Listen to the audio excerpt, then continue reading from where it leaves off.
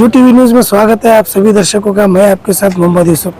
आज हमारे साथ केआरएस पक्ष के वरिष्ठ कार्यकर्ता और आरटीआई एक्टिविस्ट और सामाजिक होराटगार तो अब्दुल हमीद इनामदार साहब डीसी ऑफिस में डीसी साहब को एक मनवी देनी है, एजुकेशन पर्पस की तरफ से मनवी देनी है। विषय क्या है बोले तो ये हमारे बीजापुर सिटी के अंदर जो स्कूल हैं, प्राइवेट स्कूल हैं, उसके अंदर नन्हे नन्हे बच्चों को डोनेशन हद से ज़्यादा ले रहे। जो गरीब लोग हैं बच्चों को पढ़ा रहे हैं उनको डोनेशन और फीस नहीं दे सकते।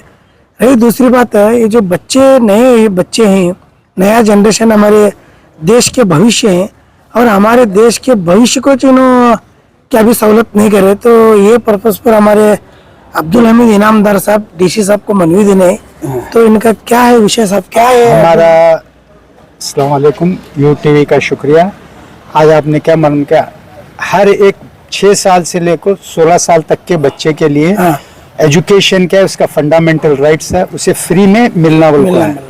तो ऐसे सरकारी स्कूल्स हैं, लेकिन सरकारी स्कूल्स में भी क्या है, 2012 में एजुकेशन एक्ट 2012 में आरटीई के हिसाब से हर प्राइवेट स्कूल्स में लेना बोल को है। इन्हों क्या करते हैं, कुछ कंडीशंस बता को वो बच्चों को आरटीई में नहीं लेते। तो वैसे स्कूलों के खिलाफ डिस्ट्रिक्ट एडमिनिस्ट्रेशन और डीडीपीआई बीओ इनकी क्या बोलते हैं बेजवाबदारी यानी इनकी लापरवाही की वजह से क्या है, हमारे बच्चों को वहाँ दाखिले नहीं मिल रहे और उन्होंने अपने एक क्या बोलते हैं कमर्शियल स्कूल्स बनाने को चला रहे हैं। ये एजुकेशन एक्ट के हिसाब से हमारे सारे अवाम को भी इसके बारे में हमें अवेयरनेस लाने के वास्ते मैं बताता हूँ कि हमें हमारे नंबर पर कांटेक्ट करें या यूटीवी को कांटेक्ट करें 8951301069 8951301069 मेरा कांटेक्ट नंबर है। अपने आसपास के जो भी स्कूलों में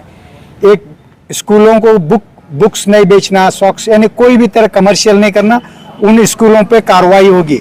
अगर ये कार्रवाई डीडीपीआई बीओ नहीं करेंगे तो हमें क्या 112 पुलिस को कॉल करके वो स्कूल सीज करेंगे। जहाँ पे जिस स्कूल में बुक्स वगैरह बिकते हैं, मैं इस टॉपिक पर डीसी से बात करें सर, डीसी साहब डीडीपीआई से बात करता हूँ, कहें अवाम को भी हमारा साथ देने के लिए हमें कांटेक्ट करें। तो अगर ऐसी कंप्लेंट है तुम्हारे नंबर पर अगर कोई करे तो तुम्हें उनकी क्या मदद कर सकते हैं? हमें मदद ने हमें क्या है, उनके थ्रू वो स्कूल में जाकर क्या है वो स्कूल सीज कर को डिस्ट्रिक्ट एडमिनिस्ट्रेशन के सामने लेकर आते हैं। क्योंकि तो ये डिस्ट्रिक्ट बहुत बड़ा डिस्ट्रिक्ट होने की वजह से हमारे कार्यकर्ता हमें नहीं पहुंच सकते। इसके लिए वहाँ के अतराफ के हमें उनका नाम इसमें रखते हैं। तो ये स्कूलों को ये लोग क्या मानेंगे, किराना दुकान यानी बिजनेस धंधा बना ले कुछ, तो उसे क्या है हमारा काम रोकना है और आपका भी काम है, अवाम का भी काम है, हमने कोऑपरेट करना है।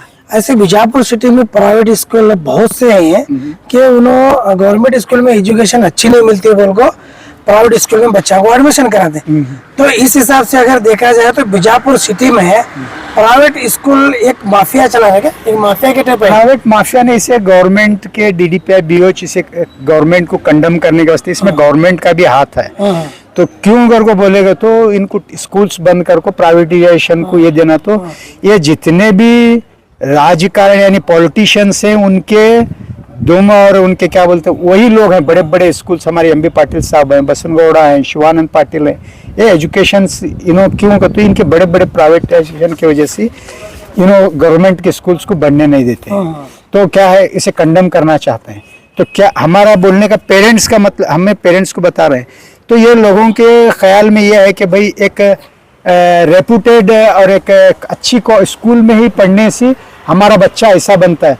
तो क्यों भाई वो स्कूल में पढ़ने वाले कुछ बच्चे ही क्यों अच्छे ये करते हैं? क्योंकि तो वो बच्चों की काबिलियत और उसके पेरेंट्स की जो उसमें कंट्रीब्यूशन रहती है। अगर स्कूल का कंट्रीब्यूशन होता तो पूरे स्कूल के बच्चे वो लेवल का अपना क्या ये बताना पड़ता है। अभी देखो जो भी बच्चा प्राइवेट स्कूल में पढ़ता है, फर्स्ट ईयर से पहली से लेकर फर्स्ट स्टैंडर्ड से लेकर उन्हें ग्रेजुएशन कंप्लीट करे तक लाखों रुपए इन्वेस्टमेंट करते हैं। अगर उन्हें ग्रेजुएशन कंप्लीट होने के बाद क्या भी एक पोस्टिंग पाएंगे, नौकरी करेंगे, तो उन्हें करप्शन नहीं करने वाला पैसे निकालने का सब। तो वही है तो नहीं क्योंकि तो वो उन्हें ये ध्यान में रखता है कि भाई मेरे पेरेंट्स मुझे क्या खर्चा करें।